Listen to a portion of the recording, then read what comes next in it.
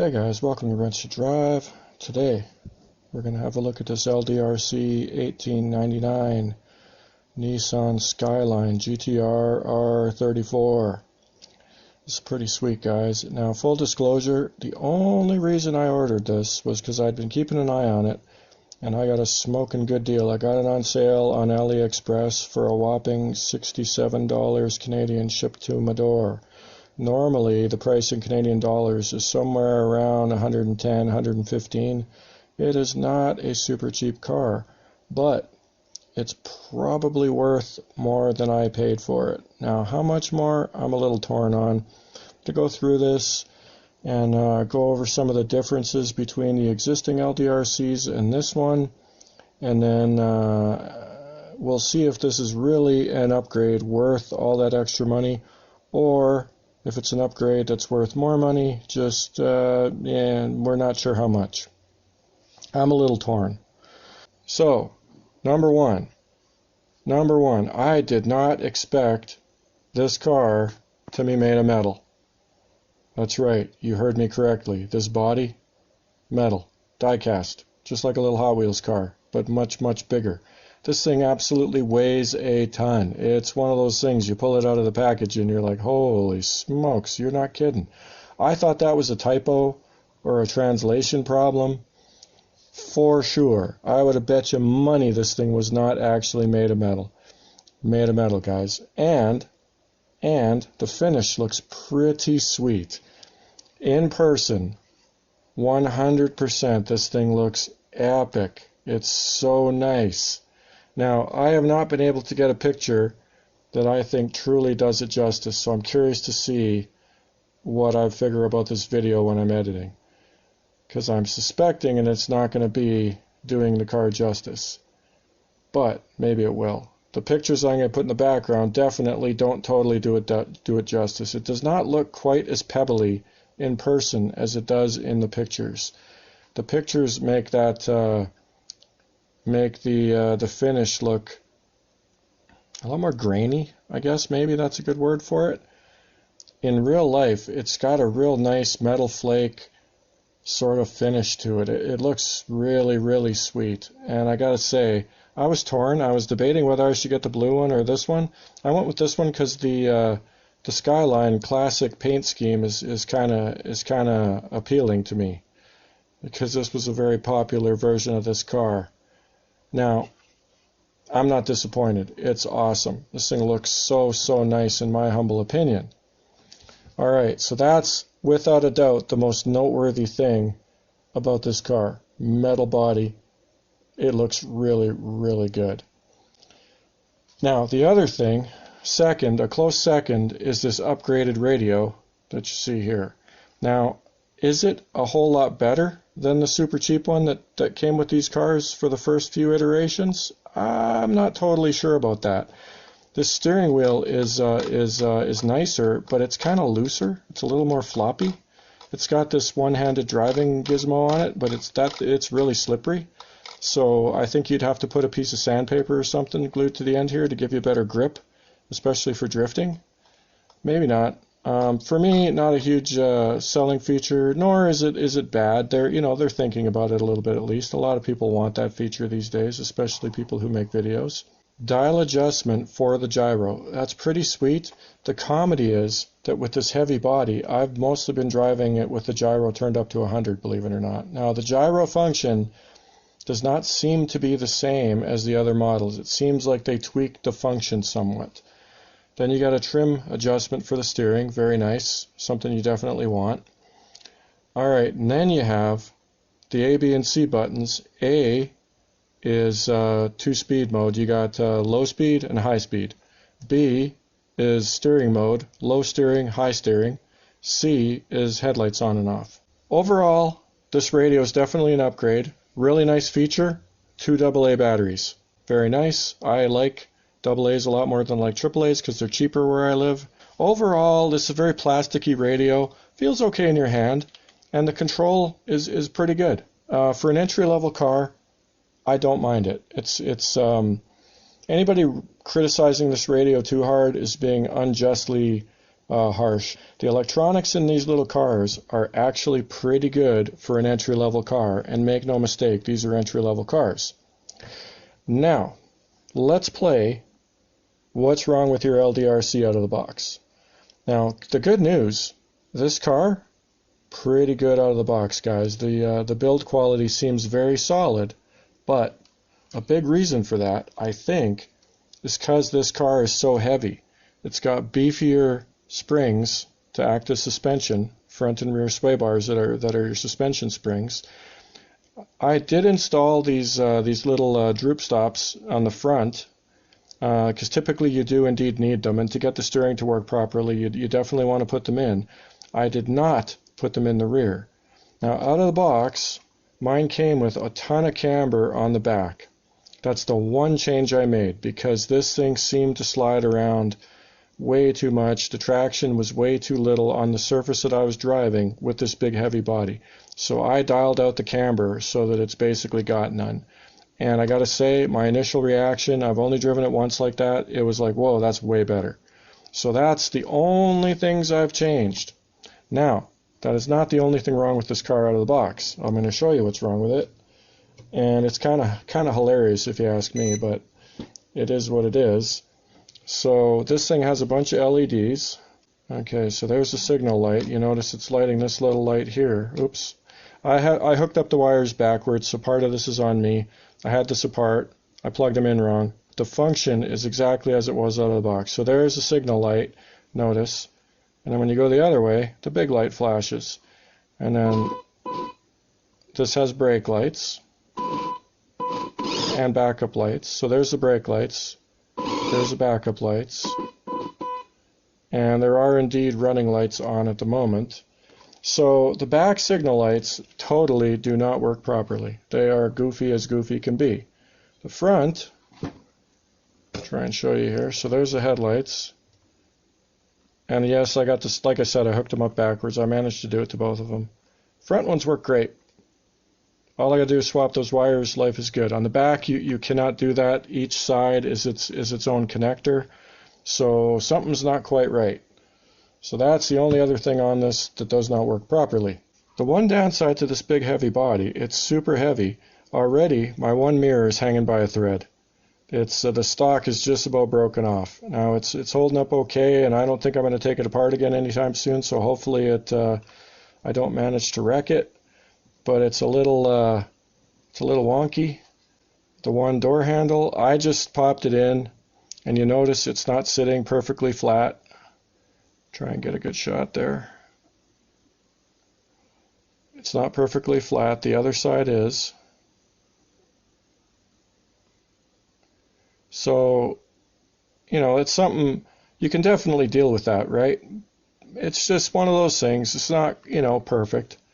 The wing, I'm not sure if it's supposed to fit exactly the way I've got it here. The bits you got to pop in are a little snug. That's a very, very minor criticism. Another very minor criticism, to me, because this metal body is so sweet, some shinier wheels would be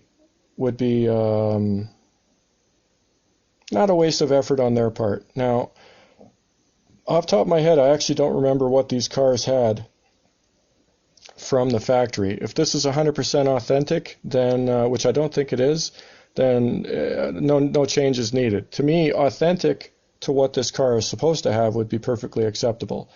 When in doubt, shinier based on the quality of this body would also be really, really nice.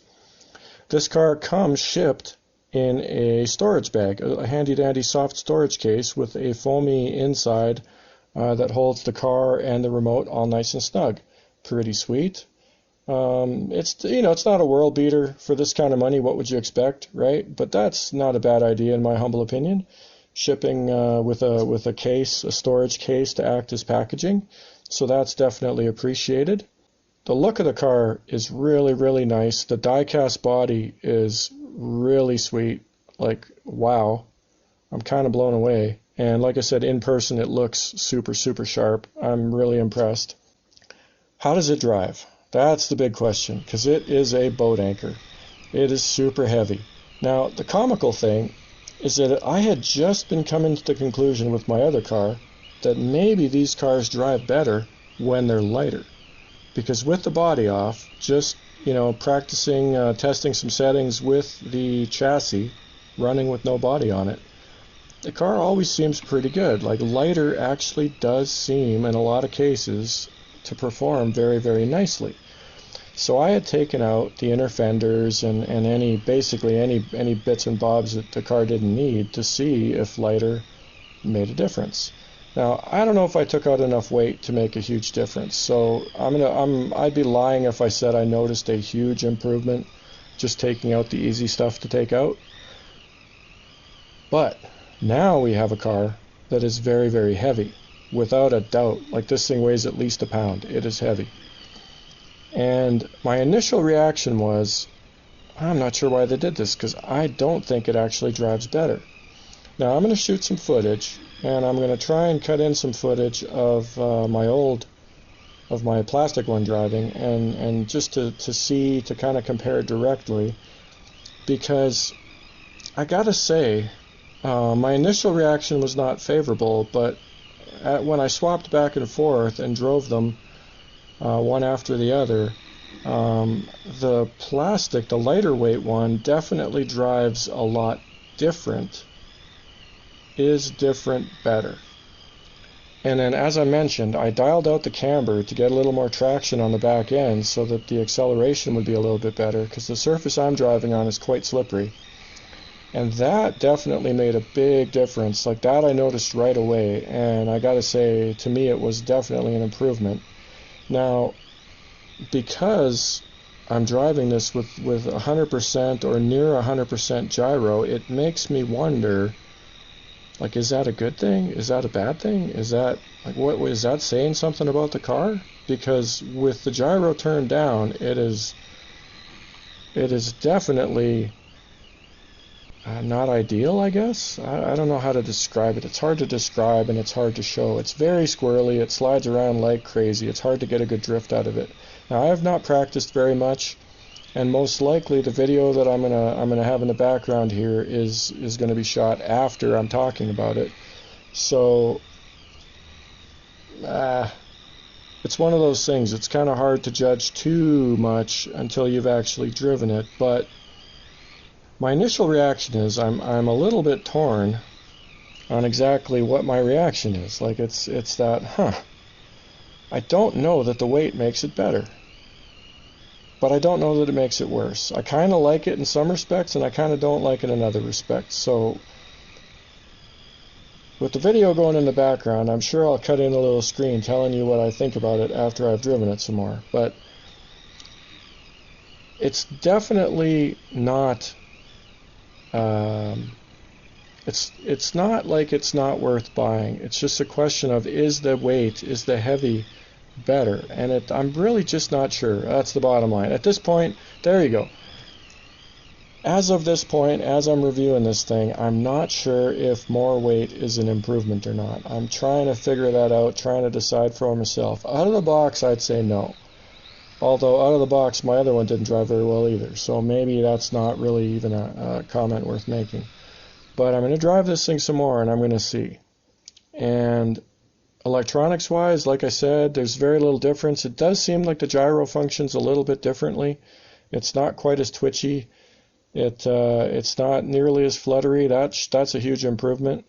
But I also need to drive it with it turned up super, super high. So I'm a little, I don't know what to say about it just now, but all right. So, better radio, diecast body. The body looks really, really good. If you are a Skyline fan, if you like this car, that is a very compelling reason to buy this particular model, because for the money, a nice diecast Skyline with parts available and you can drive it, that's pretty awesome, guys. It's pretty awesome. It's pretty sweet. I'd be very curious to drive this with grippy tires, and unfortunately I do not have these small grippy tires. If you watch my video on the tires for these cars, the ones The ones for the Mazda, for the RX-7, the ones that come stock with that, they're actually a little bit larger diameter, and they do not work with these smaller diameter wheel openings. It's just a little too tight. You get a little too much interference too easily, so you can't run those. You got to go with the ones that are on these little snowflake rims. And I don't have any of the grippy ones. I strongly suspect that this particular car with the steering set to low rate and some grippy tires on it, on a surface that favors grippy tires, it's going to be pretty fun to drive. Now you're definitely going to need some space if you go that route, because these cars are not stupidly slow. The one thing I would say to watch for is actually motor temperature, because this body is so much heavier. This motor might actually get warm now. It definitely didn't in the lightweight plastic cars, but I do not know for sure. I have not checked. I haven't driven it that much. It definitely uses battery up a lot quicker, as you probably would expect. So that's something else to consider, is that maybe those grippy tires will really make this fun for people that do not want to drift per se, like pure drifting. They want to do I don't know, kind of grippy tire sliding the car around. I strongly suspect this car would be very, very nice for that. Now another downside to this, and this is kind of speculation, but I don't think it's unjustified. If you're buying this for a child, it is nice because it's big, it's heavy, it's metal, it's pretty sweet. The body's going to be pretty durable, I would say. But the downside, this car being so much heavier, if you whack into something with the wheels turned, like if this tire hits something hard when it's in the turn position, going fast, there's a very good chance you're going to break something, because this thing is way, way, way heavier than a plastic one. You're carrying a lot more energy anytime you whack into something. So you definitely want to be careful and try not to take bad impacts, right? Dropping it, anything you do that creates an impact, because this car is so much heavier, there's a lot more chance it's going to do damage. So that's something to take into account. Not necessarily a good thing, depending on exactly how you're coming at this, right? Overall, I'm actually really impressed. Like, this company, they're not perfect, the cars aren't perfect, but damn. Like, this thing with the metal body and the nice drift setup that works reasonably well, this is a pretty nice entry-level car in my humble opinion. I really, really like these. These LDRCs are totally worth considering. If you want a rear-wheel drive drifter, if you want an introduction to rear-wheel drive drifting, and you don't have $300, $400, $500, $600 to spend on a high-end drift car, these are not a high-end drift car, but they're pretty fun, and you can definitely get some experience with one of these little cars. And if you decide you don't like the hobby, you don't enjoy driving it that much, hey, you didn't lose much money. You didn't invest a whole lot, right? It was inexpensive. The bottom line, it drives pretty well, and I'll put a little closer on here, letting you know what my final opinion of the driving is after I put some more miles on it, and there will be video in the background here, so hopefully you get a decent idea. What do I give it? Oh, that's a tough one. That's a tough one. For the price I paid, I actually give this a solid 8.5 out of 10, and I'm taking off marks in a big way because those LEDs don't work very well. Alright guys, that's it for this edition of Wrench to Drive, where we ask the eternal question: do you drive to wrench, or do you wrench to drive? See you next time.